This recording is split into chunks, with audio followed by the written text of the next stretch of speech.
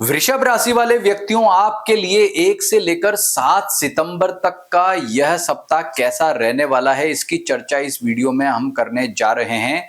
सार रूप में आपको बात बताऊं तो भाग्य का भरपूर सहयोग मिलेगा। हालांकि देखिए, सूर्य बुध ये दो ग्रह आपके चौथे घर से ट्रांजिट कर रहे हैं, जो आपके पारिवारिक सुख को आर्थिक मामले में उठापटक दे रहे हैं। लेकिन बाकी ग्रह आपको बहुत ही शानदार और अच्छा फल प्रदान कर रहे हैं। लेकिन 2 और 3 सितंबर का दिन थोड़ा नेगेटिव भी आपके लिए रह सकता है। तो नेगेटिविटी को दूर करने के लिए क्या उपाय करना है, इसकी चर्चा भी इस वीडियो में करेंगे। और यह सप्ताह पूरा आपके लिए अच्छा रहे, यह आपको किन किन क्षेत्रों में कैसे फल मिलेंगे, इस बात की चर्चा, और राशि फल के साथ नक्षत्र फल की चर्चा, तथा आपका ये जो राशि फल है ये जो है कॉमन सब वृषभ राशियों के लिए होता है, लेकिन आप पर्सनली खुद के लिए इसको कैसे देखें, ये सारी बातें इस वीडियो में कर रहे हैं। तो आपको पूरा वीडियो जरूर देखना चाहिए। और अभी तक आपने हमारे चैनल को सब्सक्राइब नहीं किया है तो जरूर जरूर आप कर लीजिए। और अपना जन्म राशि और या जन्म नक्षत्र आप पता करना चाहते हैं तो अपनी जन्म तारीख, जन्म समय, जन्म स्थान हमें जो है या तो कमेंट में लिख दें, व्हाट्सअप कर दें, लेकिन नीचे एक बात जरूर लिख देना कि मेरा जन्म नक्षत्र या और जन्म राशि बताइए। तो अब शुरुआत करते हैं सबसे पहले हेल्थ से। तो आपका जो लग्न का, आपकी जो खुद की राशि का स्वामी ग्रह शुक्र है, वो तीसरे घर से ट्रांजिट करके आपको एक आत्मबल प्रदान कर रहा है, पराक्रम, संघर्ष की शक्ति प्रदान कर रहा है, और भाग्य भी आपका साथ है। तो घबराने वाली बात तो कोई दिक्कत ज्यादा नहीं है। आपके हेल्थ के पॉइंट ऑफ व्यू से तो समय अच्छा कहा जा सकता है, परंतु आपके जो है चंद्रमा जो है वो धनु राशि में जब ट्रांजिट करेगा, यानी कि 2 और 3 सितंबर का दिन आपके लिए थोड़ा दिक्कत या परेशानी वाला रह सकता है। तो आपको इन 2 दिनों में सतर्क और सावधान रहना पड़ेगा। इसके अतिरिक्त यह सप्ताह आपके लिए स्वास्थ्य के मामले में अच्छा कह सकते हैं। इन दिनों में किसी यात्रा पर आप जा रहे हैं, कहीं भी जा रहे हैं, तो थोड़ा ध्यान रखें। अगर आपके आर्थिक मामलों में बात करें तो आर्थिक मामलों में आप देखेंगे कि उठापटक ज्यादा रह सकती है। आपको जो है, जो भी आप डिसीजन ले रहे हैं, किसी को पैसा देना है, कहीं से पैसा आना है, कोई इन्वेस्टमेंट करना है, या कोई प्रॉपर्टी या वाहन लेना चाहते हैं, क्योंकि 6 तारीख जो है उससे पहले बाद में श्राद्ध भी लग जाएंगे, तो इन दिनों में आपको बहुत ज्यादा सचेत सावधान रहना होगा। आर्थिक सहयोग इतना ज्यादा बेस्ट तरीके से नहीं मिल रहा है, इस बात को ध्यान रखना है। उपाय क्या करना है, ओम बुम बुद्धाय नमः मंत्र का जप करें, और आपको जो है भगवान गणपति की आराधना से विशेष राहत इस मामले में मिलेगी। पारिवारिक सुख की बात करें तो वह भी थोड़ा बहुत प्रभावित होता दिख रहा है, क्योंकि सूर्य जो है चौथे घर में ट्रांजिट करके थोड़ा स्वभाव में आपके अहंकार या गुस्सा, क्रोध वाली स्थिति क्रिएट कर सकता है, जिसकी वजह से आपका जो है परिजनों के साथ कई मामलों पे मतभेद, दिक्कत, परेशानी हो जाए। इसकी अनुकूलता के लिए ओम गृणी सूर्याय नमः मंत्र का जप करना आपके लिए अच्छा रहेगा। वैवाहिक सुख की बात करें तो वैवाहिक सुख के मामले में यह सप्ताह अच्छा कहा जा सकता है। केवल 2 दिन यानी कि 2 और 3 सितंबर के दिन थोड़े दिक्कत परेशानी वाले रह सकते हैं। इसके अतिरिक्त समय आपका बेस्ट रहेगा। और व्यापारियों के लिए समय अच्छा कहा जा सकता है, लेकिन लाभ संबंधित योग है वो बाधित हो रहे हैं। बाकी समय आपका श्रेष्ठ है, उसमें कोई दिक्कत परेशानी यहाँ पर नहीं है। और आपका जो कार्य क्षेत्र की बात करें, नौकरी पैसा वाले व्यक्तियों के लिए, तो आपके लिए समय जो अच्छा कह सकते हैं। भाग्य का अच्छा सहयोग भी मिल रहा है इस सप्ताह। यदि आप अपने कार्य क्षेत्र से संबंधित कोई भी महत्वपूर्ण कार्य करना चाहते हैं तो 2 और 3 सितंबर के अतिरिक्त समय पर करना आपको ज्यादा अच्छा रहेगा, क्योंकि उसके पहले दिक्कत या परेशानी थोड़ी रहेगी। इन दिनों में आपको सतर्क सावधान रहना होगा। और विद्यार्थियों की बात करें तो विद्यार्थियों के लिए अभी कंसंट्रेशन के हिसाब से समय इतना बेटर नहीं, मतलब एकाग्रता कहीं ना कहीं आपकी प्रभावित होगी।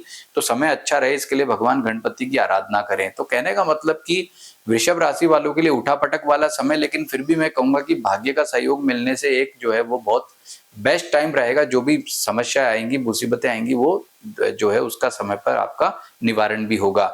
अब ये जो आपका राशिफल बताया, इसे ही नक्षत्र फल के आधार पर भी जानते हैं। यदि आपका कृत्तिका नक्षत्र है तो आपका उत्तरा, फाल्गुनी और उत्तराषाढ़ा कर्म और भाग्य नक्षत्र होगा। अगर इन 3 नक्षत्र में से कोई पाप ग्रह ट्रांजिट करेगा तो दिक्कत है, शुभ ग्रह ट्रांजिट करेगा तो बेस्ट है, ये इसका सिद्धांत होता है। तो कृत्तिका नक्षत्र में तो किसी ग्रह का ट्रांजिट नहीं है। उत्तरा, फाल्गुनी नक्षत्र में भी आप देखेंगे कि कोई ग्रह ट्रांजिट कर रहा है क्या, तो आप देखेंगे कि कोई भी ग्रह जो है वो उत्तरा फाल्गुनी में से ट्रांजिट नहीं कर रहा है। उसके बाद उत्तराषाढ़ा देखते हैं तो उत्तराषाढ़ा में से भी किसी ग्रह का ट्रांजिट यहाँ पर नहीं हो रहा है। अब बात करते हैं, तो आपको ऐसी स्थिति में कृत्तिका नक्षत्र वालों को जो फल मिलेंगे वो वही मिलेंगे जो मैंने अभी आपको बताए थे।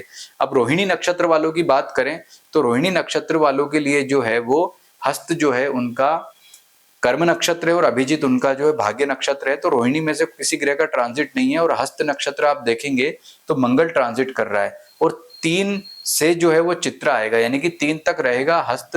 तो मंगल का ट्रांजिट चूंकि पाप ग्रह है वो, और आपके लिए तो मार्गेश का भी काम करता है, तो जिनका हस्त नक्षत्र, जिनका हस्त का वेद होगा, तो रोहिणी नक्षत्र वालों के लिए जो 3 दिन है शुरू के, वो बहुत ज्यादा दिक्कत परेशानी वाले रहेंगे। यानी कि आपको इन 3 दिनों में बहुत ज्यादा सतर्क रहना होगा, स्वास्थ्य का विशेष रूप से ध्यान देना होगा, और ओम अम अंगारकाय नमः मंत्र का आप जप करें, क्योंकि आपके लिए जो है 3 दिन दिक्कत वाले परेशानी वाले रह सकते हैं।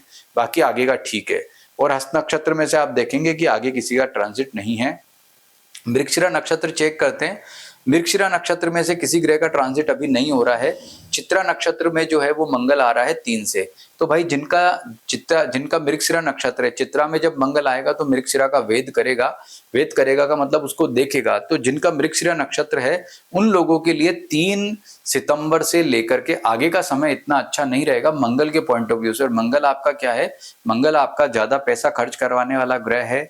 इसके अलावा आपके वैवाहिक सुख को प्रभावित करता है, हेल्थ से रिलेटेड भी इशू करता है। तो आपको जो जिनका मृगशिरा नक्षत्र है ना, आप जो वीडियो देख रहे हैं आप नोट कर लें कि आपको जो है वो 3 तारीख के बाद में, जब जैसे ही मंगल जो है वो चित्रा में आएगा, तो आपको ओम अम अंगारकाय नमः मंत्र का जप करना और मंगल का दान करना और हनुमान जी की पूजा उपासना करने से विशेष राहत मिलेगी। यानी कि उपाय जरूर कर लेना, नहीं तो दिक्कत परेशानी ज्यादा रहेगी।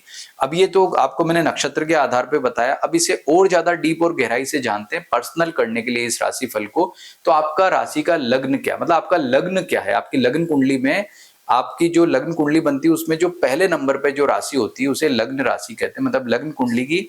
तो वह उस लग्न के आधार पर हम कारक और अकारक ग्रहों का जो है निर्धारण करते हैं, और उसे यहाँ पर अप्लाई करके हम ये पता कर सकते हैं कि कोई ग्रह आपको कैसा फल दे रहा है। जैसे फॉर एग्जांपल आप यूं समझिए कि शनि इस समय 11th हाउस से ट्रांजिट करके आपको बेस्ट फल प्रदान कर रहा है।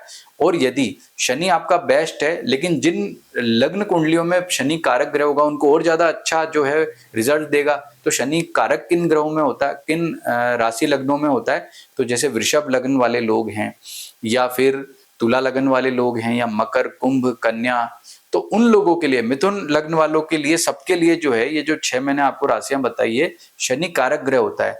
तो यदि आपकी वृषभ राशि है और आपका ये लग्न है जो मैंने अभी बोला था, तो ऐसी स्थिति में शनि आपको ज्यादा बेस्ट फल प्रदान करेगा। ऐसे ही आपका सूर्य चौथे घर में चल रहा है, तो सूर्य चौथे घर में अच्छा नहीं होता है। यदि आपका जो है वृषभ राशि है लेकिन आपका लग्न मेष है, या आपका लग्न वृश्चिक है, या मीन है, कहने का मतलब कि जिन जिन लोगों के, या सिंह लग्न है आपका, जिनके लिए सूर्य कारक ग्रह है, तो ऐसी स्थिति में उन लोगों के लिए ये सूर्य यहाँ इतना ज्यादा नेगेटिव नहीं रहेगा, लेकिन जिनका अकारक है उनको ये ज्यादा दिक्कत या परेशानी देगा। तो इस सिद्धांत के आधार पर फिर ग्रहों के भिन्न अष्टक वर्ग विचार को देखते हैं। तो भिन्न अष्टक वर्ग विचार में क्या होता है कि आप जो है प्रत्येक ग्रह का ये अलग अलग होता है। जैसे शनि का भिन्नाष्टक आप देखेंगे कि शनि जो है मीन राशि में कितने जो है रेखा पर बैठा है। जैसे शनि आपका पॉजिटिव भाव से ट्रांजिट कर रहा है, और यदि वो 5, 6 या 7 रेखाओं पर बैठा होगा तो आपको ज्यादा अच्छा फल प्रदान करेगा। सूर्य नेगेटिव है तो सूर्य आपका जो है जितनी कम रेखाओं पर होगा उतना अच्छा है। अब मान लो सिंह में सूर्य जो है 7 रेखाओं पर होगा तो आपको बहुत ज्यादा पीड़ा देगा, क्योंकि अशुभ भाव से उसका गोचर हो रहा है। तो ये दोनों सिद्धांत आप अप्लाई कर लो, तब आप ज्यादा सटीक तरीके से ये पता कर पाओगे कि मेरे लिए आने वाला समय कैसा रहेगा। तो यदि आप हमारे संस्थान से कोई भी किसी भी तरह का परामर्श प्राप्त करना चाहते हैं, जन्मपत्री परामर्श, या अपने राशिफल को आने वाले समय में बिल्कुल इसी तरह से सटीक रूप में आप देखना चाहते हैं कि वह मेरे लिए आने वाले समय में ग्रह कैसे हैं, तो आप हमारे यहाँ से परामर्श ले सकते हैं। लेकिन एक ध्यान रखिए, हमारे यहाँ संस्थान में किसी भी तरह का कोई परामर्श निःशुल्क नहीं होता है। जो हमारा निर्धारित शुल्क है वो देकर के आप पूछ सकते हैं। और अगर आप अपना जन्म राशि या जन्म नक्षत्र पता करना चाहते हैं तो बेशक उसके लिए अपना date of birth, time, place हमें या तो व्हाट्सएप कर दें या मैसेज कर दें, वो हम आपको देख करके बता देंगे। नमस्कार।